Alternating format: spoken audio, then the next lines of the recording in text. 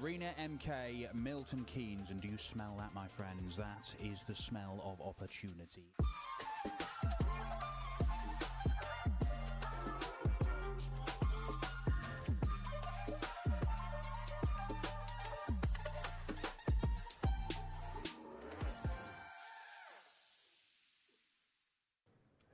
Welcome to Q School 2026, and look at them all, the hopefuls trying to get on the PDC professional circuit here at the MK Arena in Milton Keynes, one of two consecutive Q schools, or concurrent Q schools I should say, because we've got the one over in Germany in Kalkar as well. 128 players over here, 128 players over there, and that's every day for the next 4 days. And this is how it's going to work.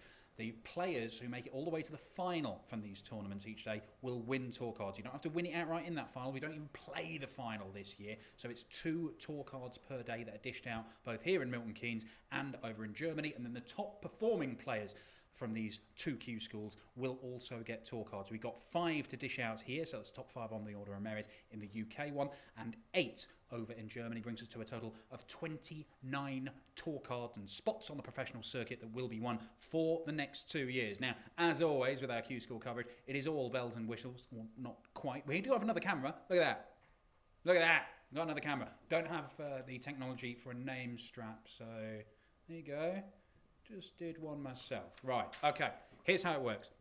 We're going to be coming to you every hour, bringing you some of the stories from Q School, because this is where dreams are made. It is the dream factory. We have players that have won world titles here. We have players that have won PDC ranking titles here, but we've also got some brand new faces as well. We're going to start, because we grabbed a word with a couple of them already, with one that you do know. It is the African warrior, a Euro Tour winner, Devon Petersen, a man who's been significant in the growth of the game in Africa as a whole. We spoke to him before things started. Here is Big Dev. Big Devon Petersen, back at Q School. How you feeling? It's a mixed bag, let me say that. It's great to be back. It's just the start. Obviously, after all the injuries and everything else, this is where everything starts. This is the dream factory. When you move and you've come to the Q School multiple times, you know exactly what is expected, you know exactly what the end result is, and you know what exactly is waiting on the other side of the door. I think for me, it's just to have a good run, potentially find my way through the days, and the fact that we have 4 days is fantastic. Look, where are you at now? You mentioned injuries, but like in terms of injuries, form, belief, where are you in your darts career at the minute, Devon? Belief 150%. Never any different, is it? Nothing at all. I think belief 150%. I know that when I get in front of an Aki and there's competition, you can switch it on. I think the thing for me is the form. Form is how much. I've not played any competitive darts, as in except for exhibitions and stuff, but that doesn't count. Over a year, does it switch on? Is it an automatic? I've played multiple years.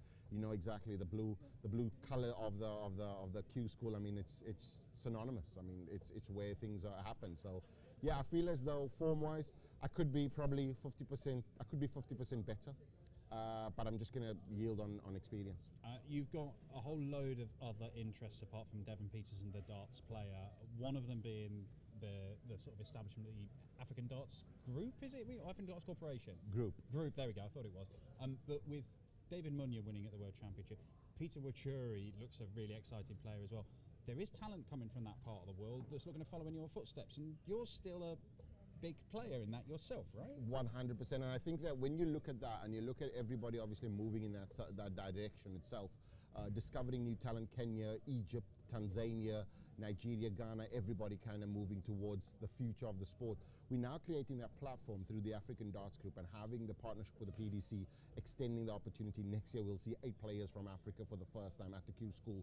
It's exciting. I think the sport itself has unlocked a possibility for all countries. We know the sport is inclusive, but this time it encompasses every single continent. So we're really excited about that. David Munya's exploits at the PDC World Champs, fantastic, vital kind of phenomenon itself, and just showcasing what I've been beating the drum for the last couple of years, is saying that Africa does have talent. We just need the opportunity. Now we've given the opportunity, and I think that our players are ready, and we're ready to show the world that Africa has a stake in the PDC. Go take your opportunity this week. Thank you, mate. Cheers, Dave. Big Devon Petersen, relentless with the positivity. But how did it go for him in round one? Well, the way to find that out is the Dart Connect system. So we're going to bring it in just like this. Look at that transition, smooth, wasn't it? This is Dart Connect. If you've not seen it before, tv.dartconnect.com. Go to the PDC tab. You've got a tab for the UK Q School, which is this. And you've got one for the EU Q School over in Germany. And these are the completed games. And I think you can see down there, Devon, there you go. Steve Beaton, the Bronze Denonis versus Devon Petersen.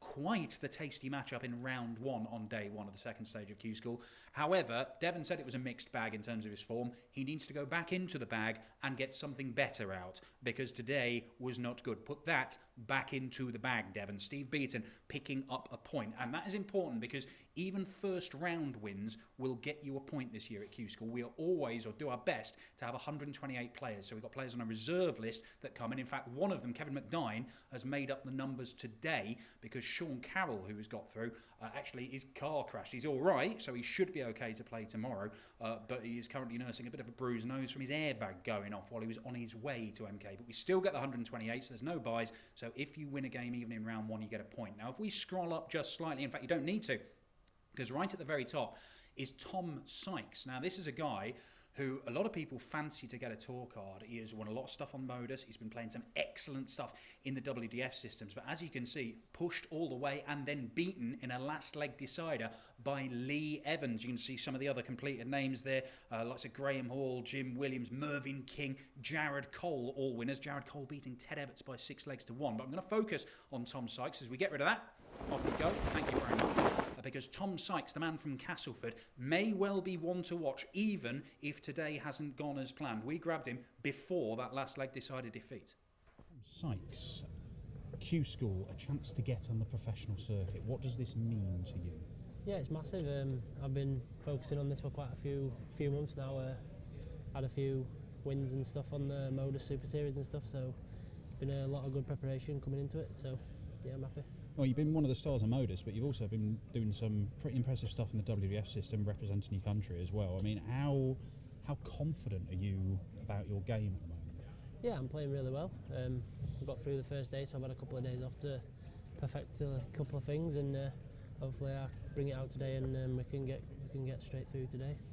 Tell us about you. Tell us about your life, and I mean, you're trying to be a professional darts player. What do you do at the minute? I quit my job in May, so this is my full-time thing now. So yeah, I put a lot of focus into this for the last 5 or 6 months. So it's a big day today. So we'll see how we go. What were you doing previously? What was your job? Just working in a warehouse. Okay, yeah. So you had a job. You quit that for a few months because you're going, right, I'm going to be a professional darts player, and that's without even being on the tour at the time. That's a big old commitment, isn't it? Do you feel the pressure when you're playing in things like the Modus or whatever, and certainly coming here? Yeah, a little bit. Yeah, I know I've still got bills to pay and stuff, but yeah, it's a lot easier knowing that I've just got to play darts now and I've not got to be asking for time off, and you know what I mean. So it works in both ways. It's easier and sometimes it's harder, but I'm making it work so far. So yeah, it's going well.